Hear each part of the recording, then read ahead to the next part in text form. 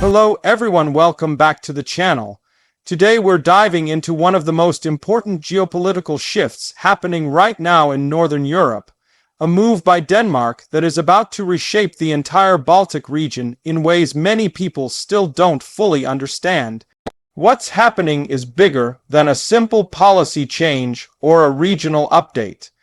It's a transformation with military, economic, and strategic consequences that will ripple through NATO, the EU, Russia, and every nation bordering the Baltic Sea.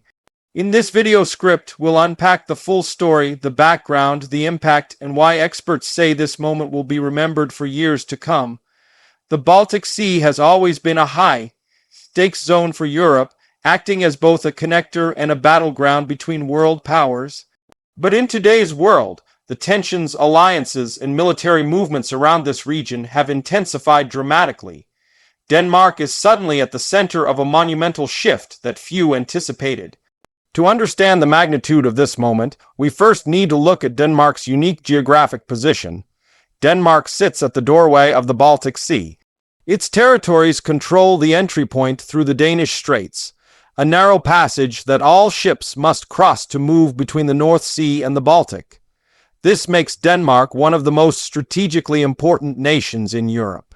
For decades, Denmark has been a quiet guardian of this route, but everything changed when Copenhagen decided to adopt a new security and regional strategy that directly affects every country operating in the Baltic.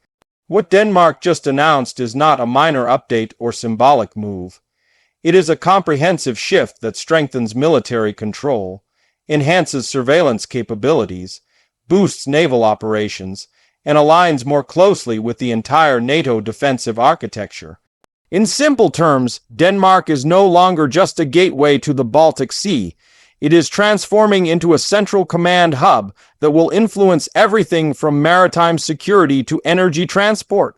Denmark's new plan dramatically increases its role in monitoring foreign vessels, especially Russian ships, military assets, and intelligence activities passing through the Baltic Sea. This means every movement coming from Kaliningrad, St.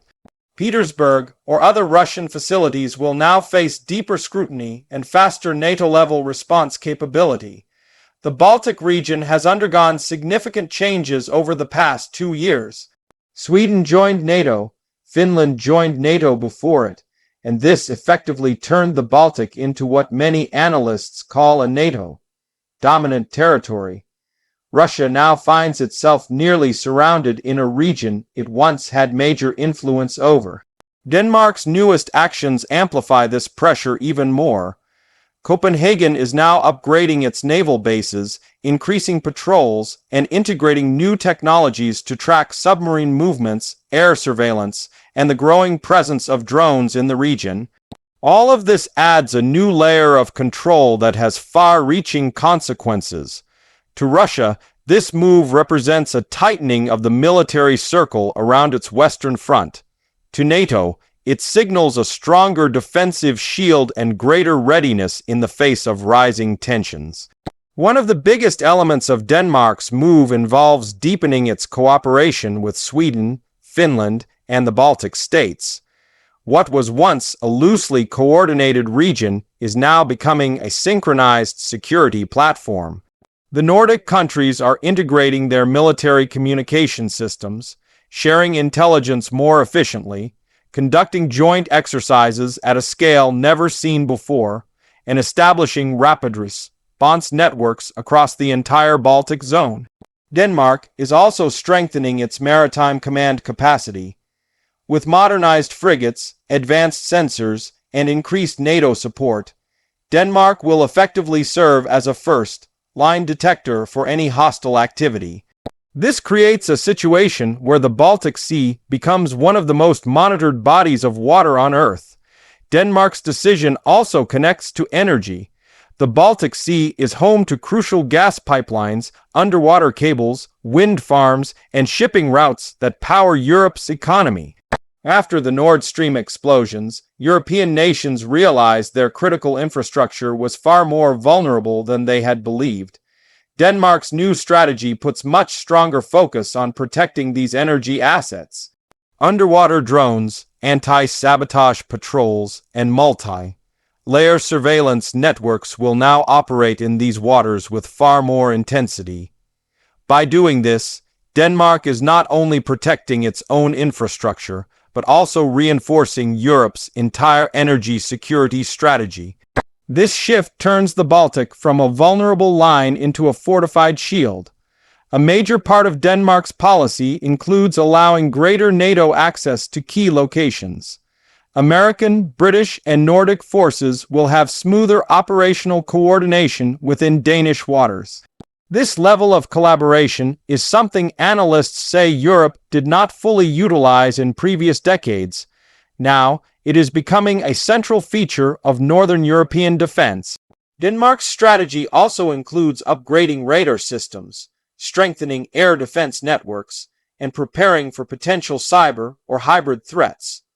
The Baltic region has long been a hotspot for electronic warfare, GPS interference, information attacks, and covert operations. Denmark's new system is designed to counter these threats more efficiently, making the entire region more resilient. Another major part of this development is Denmark's role in safeguarding the Arctic-Baltic connection. As climate change opens new northern sea routes and increases competition for Arctic resources, Denmark's control of Greenland and the Faroe Islands becomes even more important. The Baltic region is no longer just a European security zone. It is part of a broader strategic arc that links the Arctic, the North Sea, and the Baltic Sea. Denmark's influence in this expanding network is now stronger than at any point in the modern era. This shift puts Denmark in a position where it effectively becomes a bridge between multiple strategic fronts. Many people underestimate how important the Danish Straits are. Every single ship passing from Russia's Baltic ports into the global market must pass through waterways controlled by Denmark. This includes oil tankers, military ships, cargo vessels, and intelligence platforms. Denmark's new policy means stricter oversight, faster response, and closer integration with NATO command. For Russia, this is a significant challenge. Its Baltic fleet will now be more closely monitored.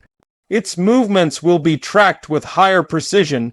Its supply routes will face more layers of observation.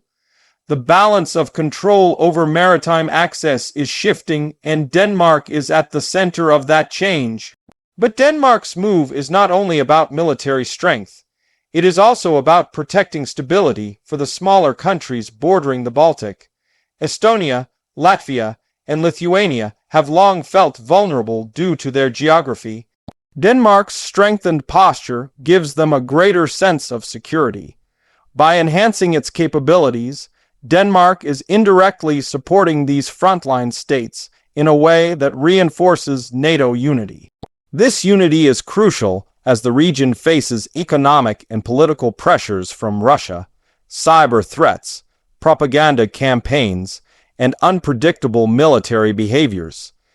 Denmark's position ensures that any hostile action in the Baltic triggers a quicker and more coherent response. This shift also matters for global trade. The Baltic Sea is a gateway for transporting goods between Northern Europe and the rest of the world. Stronger security means safer shipping routes, reduced risk of sabotage, and enhanced economic stability. Denmark's leadership will help guarantee that trade continues even during times of geopolitical tension. This ensures that countries relying heavily on Baltic trade, such as Germany, Poland, Sweden, and Finland, can operate without fear of disruptions. The economic stability created by Denmark's move indirectly supports millions of people whose livelihoods depend on this trade network. Another important factor driving Denmark's strategy is the rapid militarization happening across Europe.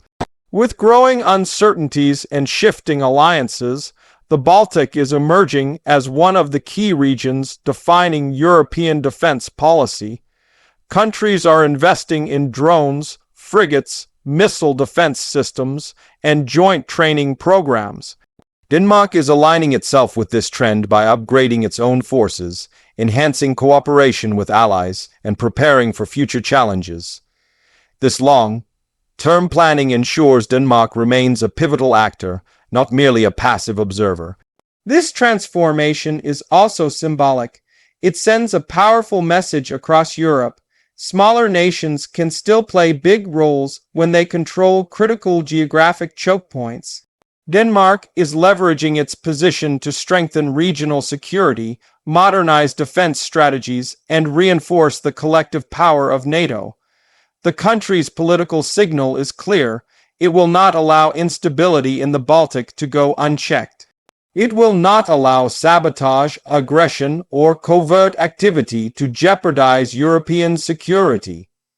Denmark's actions reflect a growing determination among European nations to take responsibility for their own defense.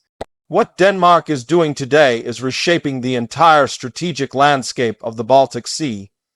It is accelerating NATO integration. It is tightening security networks. It is reinforcing economic stability.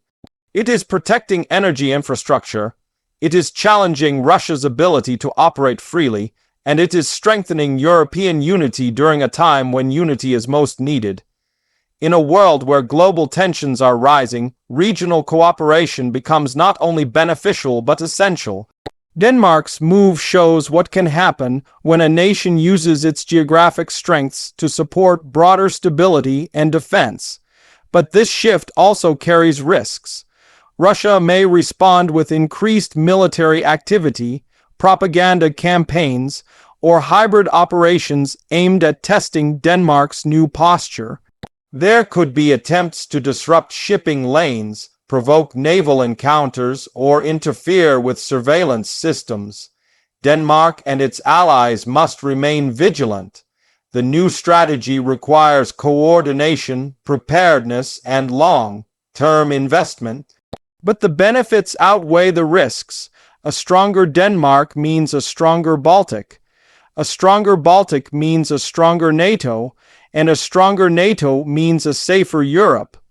The long-term effects of this transformation will be felt for decades. Young people growing up in this region will inherit a far more secure and stable environment. Businesses will operate with greater confidence.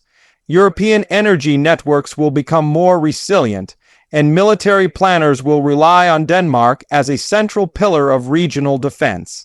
This moment marks a turning point in Northern European geopolitics. It is a shift that historians will look back on as a major milestone because it defines a new era of cooperation, security, and strategic clarity. Denmark's move is not just reshaping the Baltic region. It is redefining the entire architecture of Northern European security. It is strengthening partnerships, reducing vulnerabilities, and ensuring that the Baltic remains a stable and secure space for all nations committed to peace and cooperation. As we continue to watch developments unfold in the coming months and years, one thing is clear. Denmark has stepped into a leadership role that will influence the direction of Europe for a long time. Thank you for watching, and make sure to stay tuned for more deep dive content like this.